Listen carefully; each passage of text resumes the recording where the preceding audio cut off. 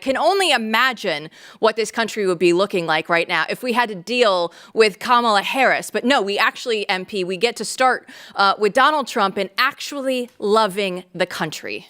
Yeah, I mean, this is really, really important stuff. It really is important that Trump and the entire administration has taken on this 205th anniversary to really, teach America or remind ourselves who we are and what this country is about. And, you can't really do civic education if you have leaders that hate the country. You have to have people, in power who are constantly reminding us of who we are and what this is about. And that's been in dispute, obviously, as you point out.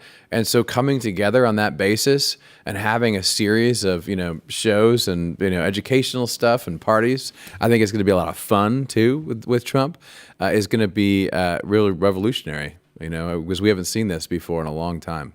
Bedford, are you ready to get down America 250? I mean, it's going to be something exciting for an entire year we're going to celebrate. It's important because it's not even just, you don't even see the results of the miseducation or lack of education on these sorts of matters with left-wing hippies. You see it, you don't just see it with the Antifa folks, you actually see it on the American right as well and in the center. The number of people who don't quite understand why this republic is worth fighting for, why it matters, what its genesis was, all they see, right, they look around them right now, especially the Zoomers and the really young folks, and they see so many years of cultural rot and elites who simply hate them. And they say, well, this system's really terrible. I mean, what was so bad about being ruled by an overseas king in the first place? Of course, you look at England and what they have right now, and you realize that they're far ahead of us as far as dystopia goes, per usual. So this is just an essential thing. That's one of the reasons I loved that military parade so much. I know that the New York Times and other people were really predicting that this was going to be like Red Square, that you would see troops marching and missiles on display and this and that. But it was much more than that. It was a walk through history, which was cool for the veterans I was watching with as they saw the uniform that they wore at the time they wore it, marching by, now part of the history books for a lot of the new camo that's come out, the new technology. And it was cool for the kids to be watching that and seeing the old doughboys go by and the World War II soldiers go by, the American Revolutionary soldiers go by. I grew up with that stuff in Massachusetts, of all places, where you'd see the Minutemen parade. You'd hear the drums going by outside your window before mom was awake, but dad was awake and ready. And the dogs were, of course, freaking out because musket fire freaks them out. It was a cool thing to grow up in and to understand that this is where men stood. This is where men fought. This is not simply a museum. This is an actual place.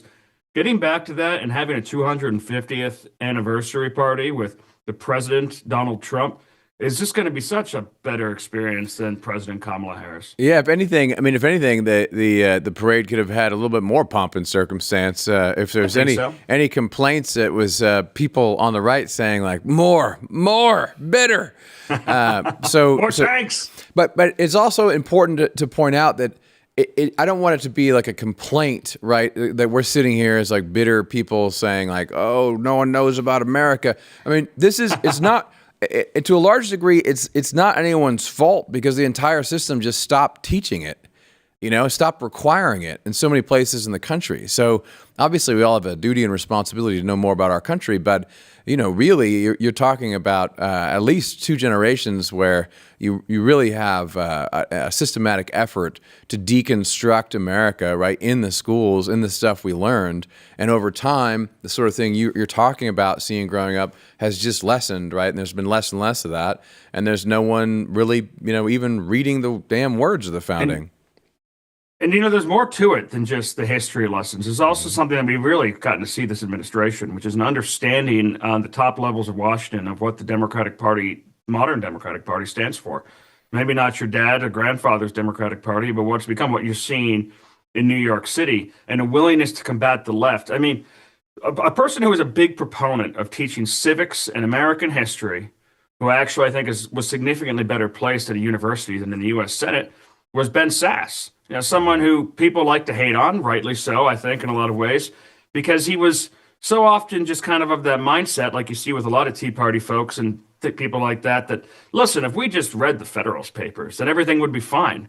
If we just think more about the founders and teach civics, and everything would be fine. You still actually do have to fight back. You actually have to stand up and wield the mechanisms of power in the United States government against people who are trying to undermine and destroy the American way of life, like you saw at USAID, which was just so phenomenal. And hopefully it continues. I know it's on the ropes right now.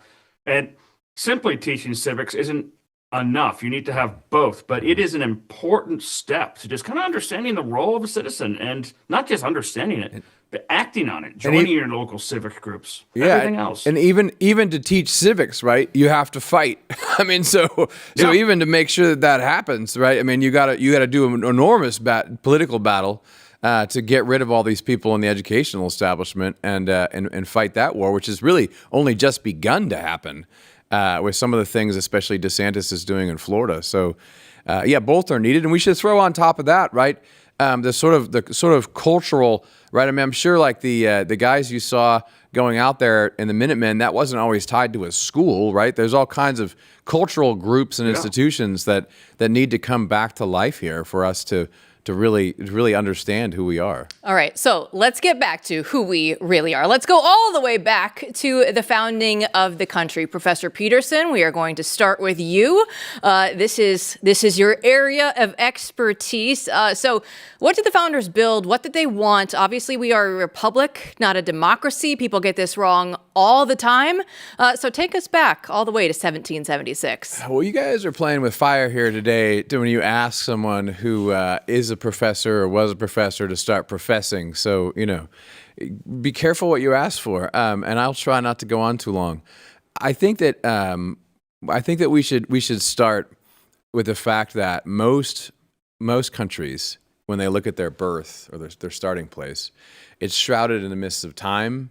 There's a lot of sort of mythology, written into the code, the source code of the country. You look all the way back. And it gets cloudy, and there's really myths, stories, and a lot of times they carry a lot of truth about the founding of a country.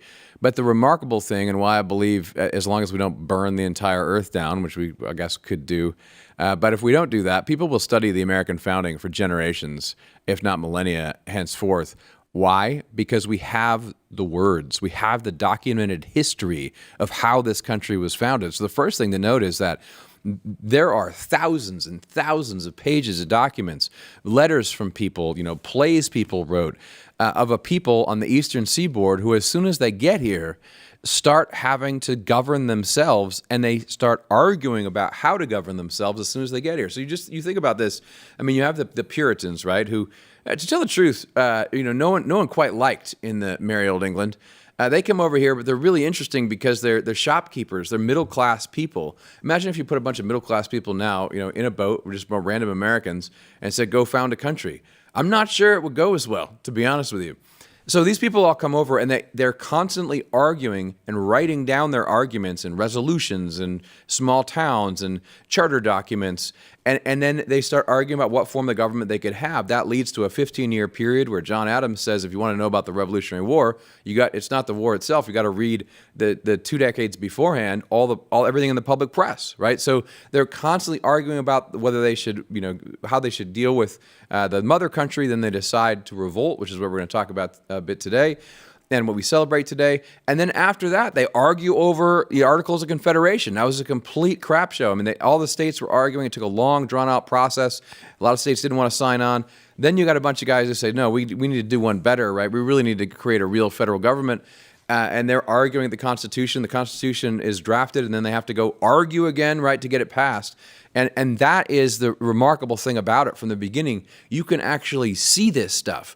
But the problem is we haven't read those words in a long time, and scholars don't sit there and think that, well, there's some smart people out there reading it. Most of these institutions, these books collect, dust on the shelves. It's like Chris said the other day about how the Senate works. I mean, those books aren't being checked out of the library, but the remarkable thing is that the founding is there, it's present, and you can actually look at it.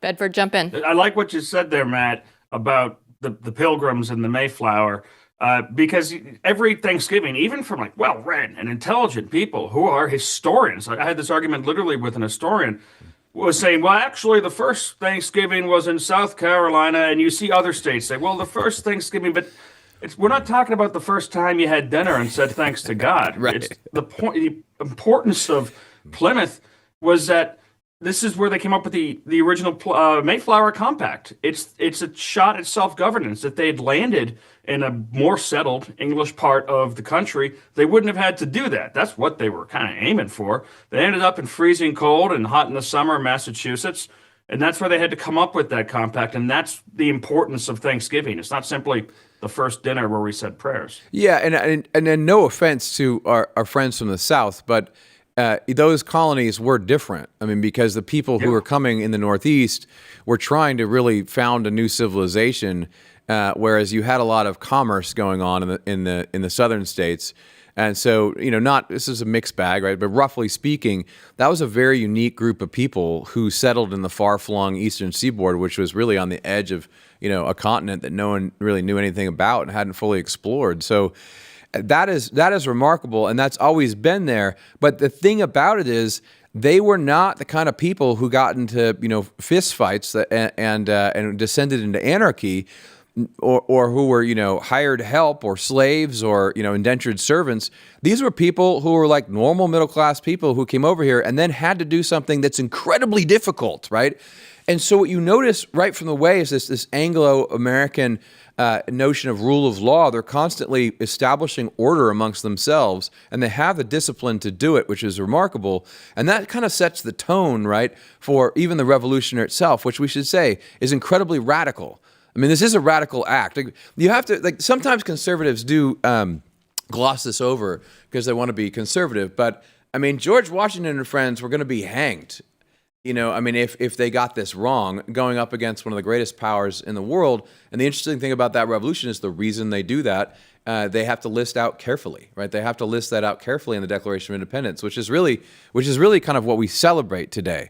But I want to point out, and I'm sure Chris knows this as well, there's this great letter famous letter from John Adams to his wife about this day. And in the beginning of the letter, he kind of talks about how, we should have done this 6 months ago, but, maybe it's providential. It's good it's now.